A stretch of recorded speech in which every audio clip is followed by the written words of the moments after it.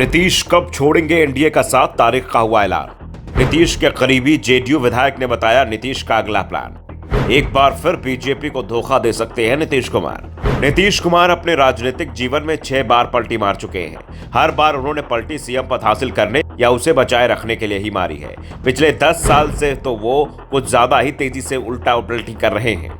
लगभग हर 2 साल बाद ही वो पाला बदल जाते हैं। ऐसे में जब नीतीश कुमार अब महागठबंधन को छोड़कर एनडीए में वापस आए हैं तो सवाल उठ रहे हैं कि नीतीश कुमार कब तक महागठबंधन में रहेंगे, और इसका जवाब भी अब जेडीयू के अंदर से ही मिलने लगा है। जेडीयू विधायक गोपाल मंडल ने साफ कर दिया है कि चुनाव तक ही साथ है, चुनाव के बाद नीतीश विचार करेंगे। दरअसल गोपाल मंडल शुरुआत से ही नीतीश के एनडीए में जाने का विरोध कर रहे थे।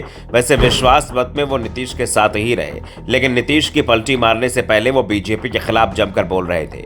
और अब जब नीतीश पलटी मार चुके हैं तो गोपाल मंडल भी पलटी मारने के संकेत दे रहे हैं। उन्होंने भागलपुर के एसपी को हटाने की मांग कर दी है, धमकी दी है कि अगर उनकी मांग नहीं मानी जाएगी तो वो इस्तीफा दे देंगे। गोपाल मंडल के बयान से एक बार फिर नीतीश कुमार परेशानी में दिखाई दे रहे हैं। वैसे मंडल को नीतीश का करीबी भी माना जाता है और उन्होंने जो संकेत दिए हैं उसने एनडीए की मुश्किलों को बढ़ा दिया है। दरअसल मंडल ने नीतीश की पलटी मारने के साथ इस बात के भी संकेत दे दिए कि अगर नीतीश कुमार ने पलटी नहीं मारी तो उनके हाथ से भी सीएम पद निकल जाएगा, क्योंकि बीजेपी के साथ वो ज्यादा लंबे समय तक सरकार नहीं चला पाएंगे। बीजेपी में रहेंगे तो तेजस्वी यादव की वो भविष्यवाणी जल्दी सच साबित हो जाएगी, जिसमें तेजस्वी ने कहा था कि 2024 में जेडीयू समाप्त हो जाएगा। और बीजेपी और आरजेडी अब दोनों ही कोशिश कर रहे हैं कि नीतीश कुमार को जो वोट बैंक है उस पर कब्जा कर लिया जाए।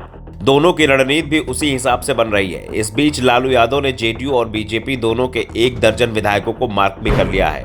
इन विधायकों या फिर उनके रिश्तेदारों को आरजेडी की ओर से लोकसभा चुनाव में उम्मीदवार बनाया जाएगा। और अगर 1 दर्जन एनडीए विधायकों ने पाला बदल लिया तो फिर नीतीश कुमार की सरकार अल्पमत में आ जाएगी। नीतीश कुमार की सरकार गिरी तो फिर जेडीयू को तोड़ना लालू के लिए बेहद आसान हो जाएगा। वैसे लालू यादव तो 12 फरवरी को विश्वास प्रस्ताव के समय ही जेडीयू और बीजेपी के साथ खेला करने के बेहद करीब पहुंच गए थे। उन्होंने करीब 1 दर्जन विधायकों में सेंध भी लगा दी थी, लेकिन अंतिम समय पर बीजेपी और जेडीयू ने लालू का खेल पलटने की पूरी ताकत लगा दी थी। लेकिन फिर भी 6 विधायकों को सदन से अनुपस्थित कराकर लालू ने काम तो कर दिया था। अगर मांझी को और साधने में लालू यादव कामयाब हो जाते तो नीतीश कुमार के साथ खेला होना तय था, क्योंकि कुछ और विधायक पाला बदलने के लिए तैयार थे, लेकिन मांझी के एनडीए में रहने के चलते वो पाला नहीं बदल पाए थे। फिलहाल दावा किया जा रहा है कि अगर नीतीश कुमार ने जल्दी पाला नहीं बदला तो वो सीएम पद की कुर्सी पर ज्यादा समय तक नहीं रह पाएंगे। दावा तो यहां तक किया जा रहा है कि लोकसभा चुनाव या फिर मंत्रिमंडल विस्तार के बाद एनडीए में बगावत होगी और नीतीश कुमार की सरकार गिर जाएगी, क्योंकि दावा किया जा रहा है कि जो विधायक मंत्री नहीं बनाए जाएंगे उनके अंदर नाराजगी बढ़ सकती है, क्योंकि कुछ विधायक पाला बदलने के लिए तैयार थे, लेकिन मांझी के एनडीए में रहने के चलते पाला नहीं बदल पाए थे। फिलहाल दावा किया जा रहा है कि अगर नीतीश कुमार ने जल्दी पाला नहीं बदला तो सीएम पद की कुर्सी पर ज्यादा समय तक नहीं रह पाएंगे।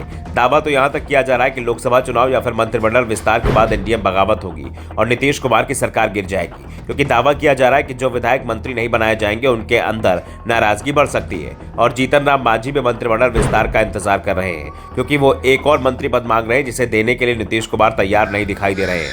साफ है नीतीश कुमार ने विश्वास मत तो हासिल कर लिया और वो एनडीए में ही रहने की बात कर रहे हैं, लेकिन ना तो नीतीश कुमार पर इस बार किसी को भरोसा हो रहा है और ना ही बीजेपी पर कि वो नीतीश के साथ कब तक बनी रहेगी। Bureau report, the Navdarpan news.